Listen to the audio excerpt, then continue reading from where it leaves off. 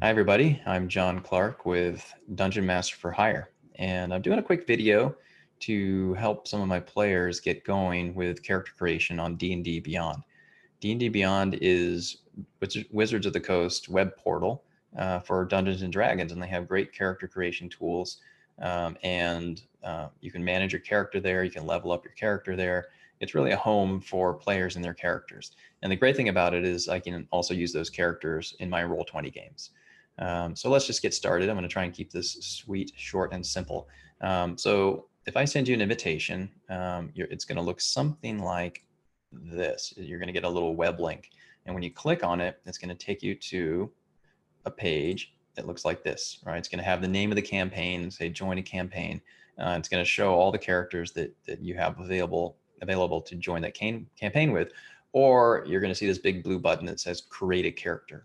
All right, so create a character is what we're going to do. So you're going to click on that, and now we're in the character creation process here. And so for the most part, sources are going to be turned off. You're going to turn off Homebrew and Magic the Gathering and Eberron. We don't need any of that stuff, but otherwise, leave everything else as it is by default, and then hit randomize to give yourself a name. I'm just kidding. Give yourself a real name. No need to just let the random computer do it. But look at here, here's Naslin. That's a good idea. I'm not going to do a portrait yet because I haven't chosen the race for this character, which brings us to the next thing you choose when you're building a character, which of course is race. All right, so choosing a race. I have a lot of sources here. I'm just going to say basic rules for now. So if you're in a campaign with me, you're most likely going to be using these basic rules, or we can just say player's handbook, one or the other. So if you select player's handbook, you're going to see a list of dragonborn, dwarf, elf, gnome, half-elf, half-orc, tiefling, human, and ASMR. So now let's see. I'm going to build a barbarian. This is going to be a frontline tough fighter kind of guy. So the two best races for that, you can do any race you want with that, but you're going to look for something with a high strength bonus in the beginning. So a dragonborn and half orcs both get strength bonuses in the beginning. They make great barbarians, fighters, frontline types. So I'm going to choose dragonborn. I love dragonborn. All right, so you click on dragonborn, confirm race, and you can see we have these different ancestries we can choose from. You get a breath weapon and damage resistance, so you can read all about it. And you can see here you get a +2 to strength and +1 on charisma. And then I'm going to hit choose race. All right, so now I can select the different options for that race, which is our dragon ancestry. I'm going to pick a good, happy, jolly dragon, the gold dragon. And so there's gold dragon selected, and all that really does is just changing what type of breath weapon you have. But you can also use it for role playing. Everyone loves role playing, right? It also affects your damage resistance. He's going to have resistance to fire. All right, so with the race chosen, I'm going to select class next. All right, so I said I was going to do barbarian, so let's go ahead and stick with that. This gold dragon barbarian. Barbarian is a tough frontline fighter type who can absorb a lot of damage, low armor class, but great at resisting damage and really good at dealing damage in the front line. So I'm going to select barbarian, and it tells you all the different characteristics and aspects and abilities of a barbarian, all the way until you get to 20th level. Right now I'm just level 1, so I don't need to worry about all that. All I know is that a barbarian can fly into a rage, and when they're raging, they have some benefits, and you can click on more, right? Advantage on strength checks, strength saving throws. So if someone tries to trip you or to grapple you, you're going to have advantage on those checks during combat or when you're raging. And you can also do extra damage, and you have resistance to bludgeoning, piercing, slashing damage, which is awesome. All right, so add a class.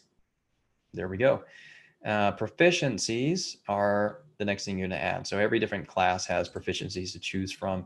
And it's really just what kind of skill are you choosing to have proficiency in. I'm going to pick athletics because he's going to be able to jump over chasms to rescue his friends. And I'm also going to check on, let's see, he's not going to have high wisdom, but I'm going to go ahead and pick perception anyway. All right, so it's good to have the ability to not be surprised in combat. So And here's your level. So level 1. So those of you who are doing campaigns with me where you need a higher level character, you can just select on this tab here and you can choose a different level, right? And that'll add all kinds of new abilities to you. You can also multi-class here by clicking on add another class. All right, so there's your race and your class taken care of. Let's go have a look at abilities next. All right, ability scores. For the most part, when I'm running a campaign, you're going to be using your standard array. The point buy, 27 point buy is also acceptable.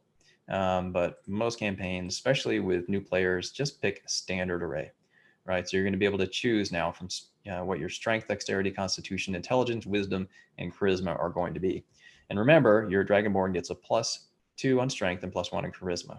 All right. So, but strength is what you need if you're in the front line swinging a great axe or a great sword or something like that. So I'm going to pick for my highest stat, I'm going to pick strength.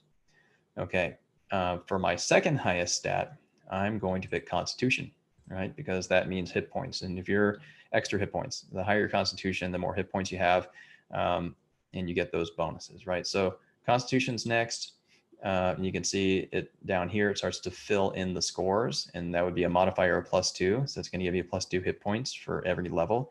And barbarian already starts off with a D12, right? So that's 12 + 2. You're going to have 14 hit points to start off with. Hooray. Okay, he's a fighter, so I'm still going to need some, as the next highest score is going to be dexterity, right? That adds to armor class. And then you also have constitution, which adds to your armor class as well. So his armor class, when he's unarmored, is going to be 14, which is really good. All right, so intelligence doesn't need to be very smart, right? Let's just focus on wisdom next for perception, and then charisma, right? So charisma, he gets a bonus in charisma. So now his charisma score is 11. That's great for role playing. He's a very likable fellow. And then the wisdom 12 gives me a +1 modifier for my perception score. Plus I'm going to have proficiency in it. So it'll be a total of +3 in the beginning, which is great for not getting surprised. All right, so that's abilities. And just keep in mind, these abilities all need to be geared towards your class, right? And your class is geared towards your race. Some of these rules are going to be changing a little bit with the new release of the Tashin's Cauldron of Everything. They're giving people the options to move these stats around a little bit for different races. So you could have a halfling who gets a +2 in strength instead, and have a halfling frontline barbarian, which is great. I had one in a 3.5 campaign that I was playing, and it was fantastically fun. Bregan Hillspringer, I'll never forget him. All right, so next is description. This is where I'm going to choose my portrait and dragonborn, gold dragon. Here we go. There's not a lot of options, but you can put in custom portraits if you like. And for background, I'm just going to be quick. Now, your background, it does a couple things. It gives you stuff to role play from, which is great, but it also gives you some abilities, proficiencies, and some abilities. So just keep in mind that your background, while it doesn't seem important, it can actually be fairly important. I'm going to say Outlander, right? So this guy has been traveling from the wild, far from civilization, a true barbarian. And so it automatically gives him a proficiency in survival. And we'll add another one, is going to be, how about animal handling? There we go. And tool proficiencies, he gets to play, what would a dragonborn play? Pan flute, of course. Oh, looks like my keyboard is about to run out of battery juice. All right, so then we have languages we can choose from, and he learned Orc while he was out there in the wild. And now you can add your characteristics by choosing them from here. You can write up your own, or you can just hit random and just go with whatever you get in terms of your traits, ideals, bonds, and flaws. I don't recommend doing random. I only do that to save time at the moment. And then you can put all the rest of your character details in here. And don't forget to change your character's alignment. You want to make sure that alignment is in there. A lot of people forget to do that. So character details right here. So choose an alignment. He is neutral good, and you can put a faith in whatever. He does not worship Tiamat, but Baphomet, maybe. And then lifestyle. So I'm just going to pick modest because even though he's a barbarian, he is more like Conan the Barbarian. He likes to live it up. Okay. And next we're to equipment. And so equipment is where we just basically are going to add equipment. Barbarian starting equipment.